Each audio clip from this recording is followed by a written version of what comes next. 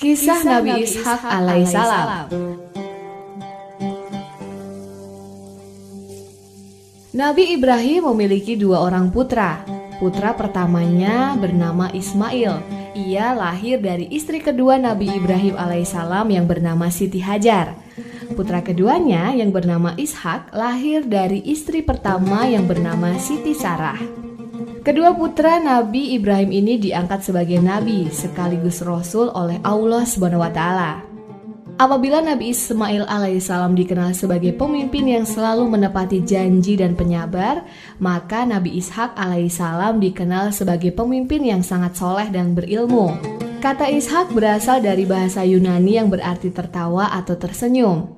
Hal ini dikarenakan Siti Sarah tersenyum saat mendengar berita bahwa Allah SWT akan menganugerahi seorang anak di usianya yang tua. Nabi Ishak alaihissalam lahir dan besar di Palestina. Ia lahir saat Nabi Ibrahim berusia 100 tahun, sedangkan ibunya yang bernama Siti Sarah telah berusia 90 tahun.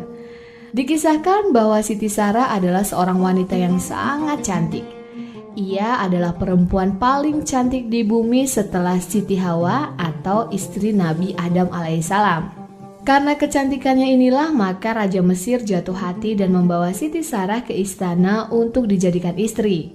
Namun Allah SWT melindungi Siti Sarah dengan membuat Raja Mesir membatalkan niatnya dan membebaskannya. Bahkan Siti Sarah dihadiahi oleh Raja Mesir seorang wanita yang bernama Siti Hajar yang bertugas menemani serta melayani Siti Sarah. Setelah dibebaskan oleh Raja Mesir, Siti Sarah dan Nabi Ibrahim alaihissalam diizinkan menetap di Mesir dan memulai usaha pertanian juga peternakan hingga menjadi kaya raya. Dalam menjalankan usahanya, Nabi Ibrahim juga dibantu oleh keponakannya yaitu Nabi Lut alaihissalam. Walaupun hidup berkecukupan, tetapi Nabi Ibrahim belum dikaruniai momongan.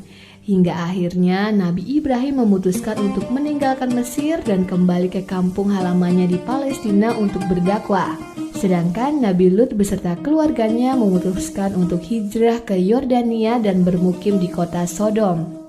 Tahun demi tahun berlalu di Palestina. Nabi Ibrahim belum juga memiliki anak. Setelah berpikir lama, maka Siti Sarah mengizinkan Nabi Ibrahim alaihissalam untuk menikahi Siti Hajar supaya mendapatkan keturunan.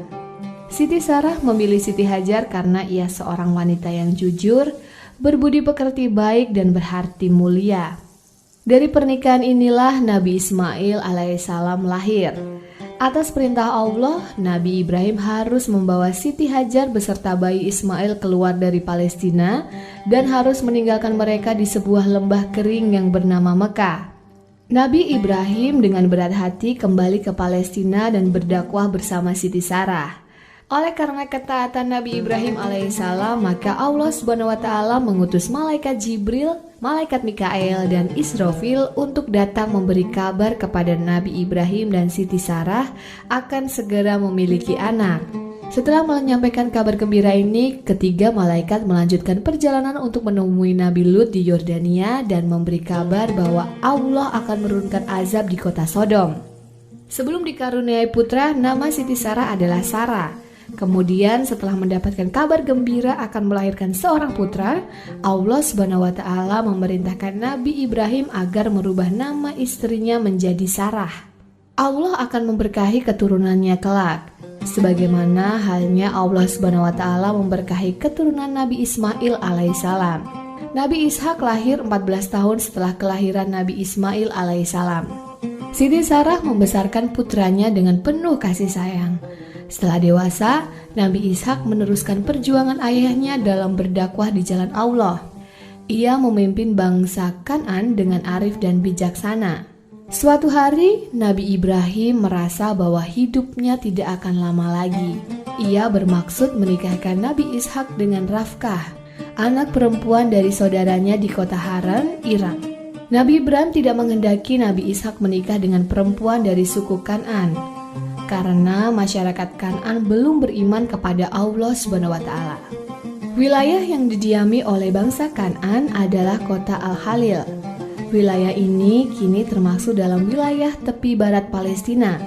Kota ini kerap dikunjungi oleh umat Islam, Kristen, dan Yahudi karena di sana terdapat makam 3 nabi penting, yaitu makam Nabi Ibrahim alaihissalam, makam Nabi Ishak alaihissalam, dan makam Nabi Yakub alaihissalam. Nabi Ishak alaihissalam menikah dengan Rafqah binti Batuil bin Nahur. Mereka lama tidak dikaruniai anak. Nabi Ishak tidak lelah berdoa agar Allah berkenan memberikan keturunan sebagai penerus dakwah menegakkan agama Allah. Setelah bertahun-tahun memohon, akhirnya doa Nabi Ishak terkabul. Allah mengaruniai putra kembar. Anak yang lahir pertama diberi nama Is, yang berarti awal, sementara anak yang lahir kedua diberi nama Yakub. Keturunan Nabi Ishak alaihissalam banyak yang diangkat menjadi nabi dan rasul. Di dalam Al-Quran, keturunan Nabi Ishak disebut dengan istilah Al-Asbat, yang berarti Bani Israel. Putra Nabi Ishak yang bernama Is menurunkan Nabi Ayub alaihissalam dan Nabi Zulkifli alaihissalam. Is menikah dengan putri Nabi Ismail yang bernama Nasmah. Dari pernikahan ini kelak lahir Rum dan Yunan. Mereka disebut Bani Asfar. Asfar diambil dari kata sufrah yang artinya kuning, lantaran ada tanda kuning di tubuh Is bin Ishak. Kemudian dari putranya yang lain, Nabi Yakub, terakhir Nabi Yusuf alaihissalam. Kemudian generasi lainnya adalah Nabi Musa alaihissalam, Nabi Harun alaihissalam, Nabi Yunus alaihissalam, dan Nabi Isa alaihissalam. Ketika Nabi Yusuf menjadi orang berpengaruh di Mesir, jumlah Bani Israel berkembang dari 70 orang menjadi 3 juta orang. Di antara mereka terdapat ratusan ribu orang keturunan Yahudi yang rata-rata berotak cerdas. Tetapi sebagian besar memiliki watak buruk seperti kikir, sombong, suka harta dunia, selalu ingin menguasai bangsa lain, dan juga kejam. Abu Dzar meriwayatkan Rasulullah Shallallahu Alaihi Wasallam menjelaskan bahwa masjid yang pertama kali dibangun di muka bumi adalah Masjid Al-Haram di Mekah pada zaman Nabi Ibrahim dan Nabi Ismail. Setelah itu baru Masjid Al-Aqsa di Palestina, yaitu pada masa Nabi Ishak dan Nabi Yakub alaihissalam, sekitar 40 tahun setelah pembangunan Masjid Al-Haram. Masjid Al-Aqsa memiliki kubah berwarna biru, terletak tidak jauh dari Kubah Al-Sakro atau Dome of Rock yang berkubah kuning emas.